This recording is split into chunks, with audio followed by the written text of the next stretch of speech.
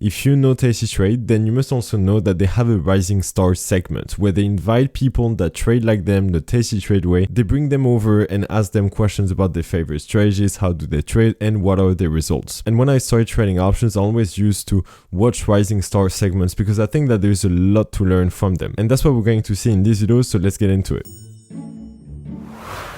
Rising Star! So thank you so much. It's going to be great. Let's put up a little bit of his bio up here for a second. There you go. Till 9 and 11, your kids. What I found interesting on here is that you were an active trader for 15 years while you worked full-time, but a year ago you quit your job and you went to become a full-time trader. Now, the reason that somebody does that is because you felt you had an opportunity to do what you loved. I was very passionate about the stock trading, and it happened that all the 15 years I've been trying all sorts of trading methodologies. It could be my brilliant gut feel, or a tip from CNBC, a tip from here, a newsletter, Investors Business Daily, Dr. Alexander Elder's psycho technology. Nothing worked. But the good thing about me, unlike others, I never really lost any money. I mean, not lost anything big, but I never gained any money. It was at this time when my brother sent me a video of Karen the Super Trader. And I just saw the video and I saw two funny looking guys talking to each other, and and then I said, oh, this is one extremely funny looking guy, and the other guy was kind of funny looking. That's who we are, as funny looking guys. That's okay. And then I said, oh, here is another scam, guys, and I just pretty much didn't even watch the video. But then I met my brother and he showed me to create a vertical spread, and those days I didn't know anything about any of those trading. What did you study in school? I'm a biochemistry graduate from India. Biochemistry. Yeah. Now, when you lived, you moved here when around 1999. 1999. Okay. So when you came to the States and you started to trade, because it says you're active trading for 15 years, that means you got right into it. As soon as came, it was during the dot-com boom time. It was pretty easy trading and everything. Till few months later or year later, everything started collapsing. Yeah. And even during that time, I continuously traded because somewhere I read this technical chart will get you this much of money. So that never got me that much of money, but at least I didn't make too much of losses. Yeah, I mean, that's exactly my experience when it comes to technical analysis and everything. I never really had bad losses or terrible things that happened to me. However, I never really felt like I made the corner using technical analysis. So if you're feeling like technical analysis has never done any good to you, then you're not alone. You're like me. Year after year. The thing was, when my brother showed me a vertical spread in 10 days, it was far out of the money. 10 days expiration, I made $350. There are years I never made $350. Years, I mean, I'm not talking 1 year. Back-to-back years, I have made $350. And that was eye-opening for me. At those days, I didn't go to Tasty Trade website. I go to your YouTube channel and watched for hours and hours together. That's something that is extremely important. That what he said, when you actually understand what option mechanics are like, and you see that, for example, if you sell a vertical spread, you're basically betting. If you sell, for example, a put credit spread, you're betting that the stock is going to stay above a certain threshold. And we're not talking about trying to do some astrology with technical analysis here. It's just a simple thing. If the stock is staying above a certain threshold that you chose, then your spread is going to expire worthless and everyone's happy and you keep your money. In fact, I take my iPad with me to gym. I walk slowly in the treadmill, but then I keep watching. Those days, I watched hundreds and hundreds of your videos till I was very comfortable, and slowly my profit chart started coming up consistently. While I was doing consistently, I was trading. It has to be coming late nights, start researching, doing some trades and everything, and my graph kept on going. Every month I was making good money. Then I said, okay, it's time to look at the next thing.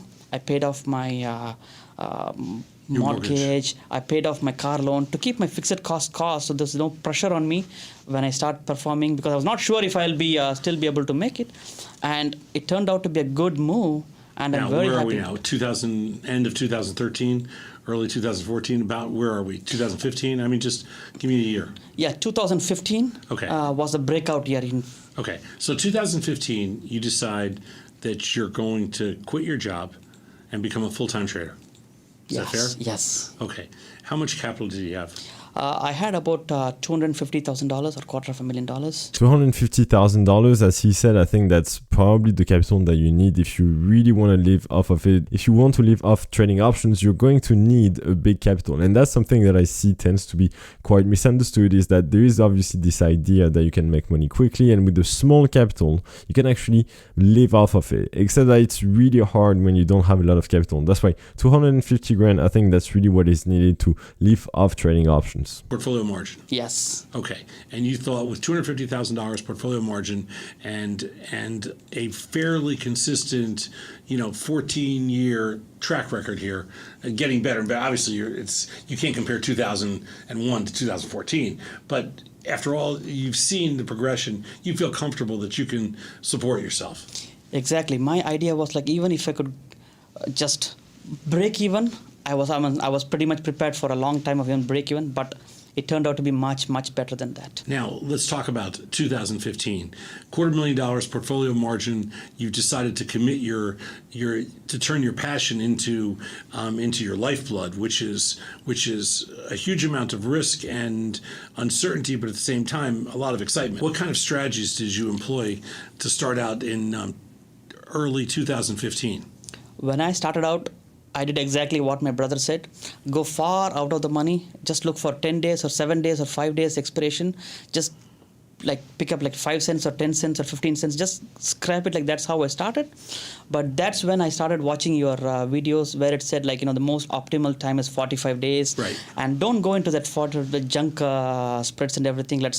And then I started getting the idea of what is an IV and how it impacts the market. And when there is IV, don't get scared, because the premium is really high. Go a little more aggressive. And slowly that evolved into iron condors, straddles, strangles, poor man's covered call. Okay, the first thing that he mentioned is that he would go very far at the money. If you go very far at the money to sell your spreads, for example, or sell your options in general, you're probably going to make 99% of the time money, but you need to also think about the 1% of the time where the trade is going to go against you. Is the loss that you're going to have wipe out all the gains that you previously gained? And you need to go a bit more aggressive, especially if you see that there is a good volatility, if there is some nice premiums, you need to go get them. And for that, you need to get closer to the at the money strikes. So personally, I had to really overcome that to go toward the more at the money strikes, to try to make more bang for my buck, maybe have a smaller probability of profit, but at least I was making decent money. So when I lose, it doesn't wipe out all my gains. Covered call. So I just I don't do every strategy that we talk, Sure. but I do 6 or 7 of them consistently based upon where the market is. For example, if the market is far away from the mean, then I go into the put spreads. And if it is right in the middle, then I do a iron condor. And I do some strangles and straddles every now and then. Earnings, I do iron fly. How many trades did you make in 2015? 2015, I made little less than 1,000, so about 950 closing trades. I'm not 950 closing trades. So about 2,000 trades total.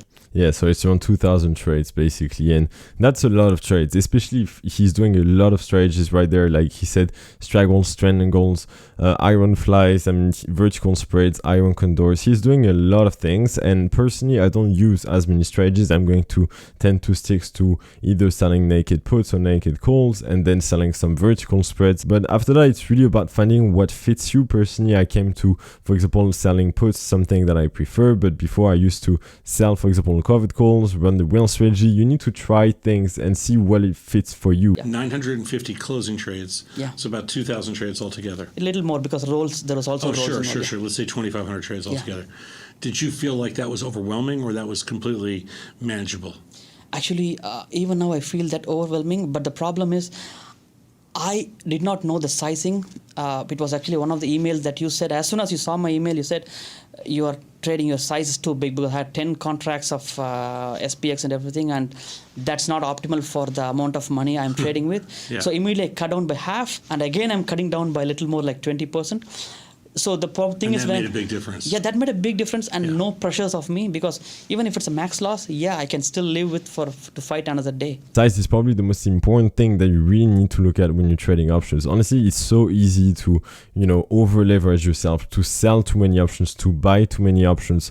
And for me, that's really been a killer. Like every time I've had a really bad trade, it's because I was trading too big. So you really need to trade small, and to give you some kind of mark, I stick around 2% of my buying power per position. So that's how I'm going to think when I'm placing trades. And if it's too big, I just don't place the trade. I'm really careful on the position sizing. It's probably one of my most common emails to people. So many people that email us, they're starting to get it, but I can tell instantly that their size is off because they're just trading too big, and they don't realize because of. Well, it's very easy to see the upside potential of something without realizing how quick. You don't realize how big cut. a 10 lot the SPX is, Yes. or lots of different positions. I was emailing back and forth with somebody this weekend, and he said to me, "Well, I have a couple hundred of these futures," and I'm like, "What?" Right. Like it's just like your positions are too big, But so I love the story. So you're 2,500 trades, you have $250,000. You're fully committed. You're fully invested. And at what point in 2015 did you start to turn the corner? Right from the beginning itself, I was getting profitable and everything, but I quit probably like July, August. I started because by then my chart was really going sharply up because I was trading involving a lot more money and everything. Mm-hmm. Then I said, okay, I need really more time to invest. And coming back from office, I had to work till 12 o'clock to do all the research. Oh, so you still were working for the first half of the year. Yes. So it's the middle of the year that you went full time. Then I said, this is time. And this is what I told my wife. Give me 6 months. If it doesn't work, I'll go back to work. And it was at that agreement. She said, okay, let's go on with it. Even then, she didn't believe it. Because the thing is, the hype is everywhere they say options or risky. You could have just gone and blown in casino. But the way you're trading them, of course it's still risky, but it's just a different approach. It's not, but. It's true. When you're trading with options with, financial products in general, it's not necessarily the product that is risky as much as what you do with it. And that's something that is extremely important to understand. Don't get me wrong. You could blow your account up as much as buying options as when you're selling options. It's not like one thing is necessarily better than the other. You can get over leveraged in both. However, if you really understand the risk that you're taking, and I hope it never happens to me, that video wouldn't age well at all. But when you really understand the risk that you're taking, how much it represents, if you have, for example, let's say a 50% drawdown on the stock, would you be able to sustain that? When you start asking yourself this type of question, then risk becomes really relative, because at some point it's probably more interesting to actually invest in options through options and probably have some risk. It's true, but like anyone who would invest in the markets anyway, but make some good returns at least. But so let's talk about 2015. How did 2015 actually end up? 2015 December ended up to be the last few weeks ended up to be very, very good. I started closing all my trades, and fortunately I didn't open any new trades. I had some oil positions in USO, RRC, few things, and I got burnt. That was in October, November. So I didn't want to further touch any more of. Although the charts were screaming to go and trade because it was far away and it was reversion to mean and everything, I didn't do anything. So December went out to be the year closed out to be one of the best months of the last year, and since then it's going on. So what were your results for 2015? I made 49.5%. Damn, that's a lot. 49.9%, basically 50% on a $250,000 account. He basically made $125,000 in 2015, which is really good. 50% return. We're talking about, if you can make this for a couple of years, then you're gonna be settled really quickly, especially with that type of money where it's going to get exponential. It's only going to get better and better for him if he continues to do this. So kudos to him. On an annual return basis. On $250,000. Exactly. Yeah. So you made about $125,000 on $250. Exactly, yes. 49.5%. Yeah. That's amazing. It really is amazing. That's great. After going sideways for 12 or 15 years, which is. But probably the most important takeaway from that, and you tell me if I'm right, is the consistency that that was not a fluke. See, that's what I used to say. Anybody could have made, for example, a 50% by just trading the right side of LinkedIn this year. That's not the point. I've been methodical, following the disciplined rules of Tasty Trade, making sure enter 45 days. Close it at 50%, even if you could have just hold on, and try to have as many occurrences. Don't make yourself big, and see where the IV is. everything that because many of these videos I watched like many times. Yeah. And see, that is what makes this 50% much bigger than, because it gives me a path from now on for a long time to get ahead. That's very, very true. Like, it's not really the point of making the 50%. The point is making 50% having like thousands of trades, which show that this is just not one time where you got lucky, you bought like the dip and then you went to the moon and then it happened and you made 50%.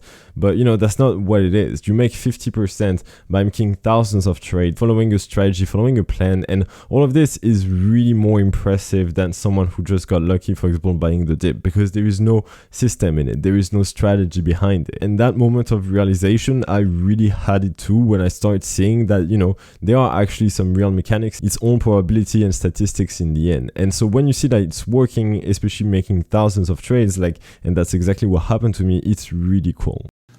Chandra, what are you seeing in 2016 so far with respect to when we're only 2 months in to 2016? But what have you seen so far in 2016, and how's that going?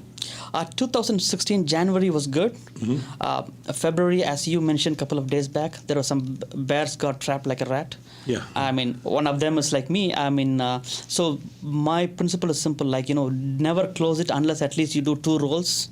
So many of those things that are in the money and everything, I roll it and give the duration to play with and everything. But I would say January has been very good and February has not been that bad. So this year also, I think I would be doing a reasonably good job of performing.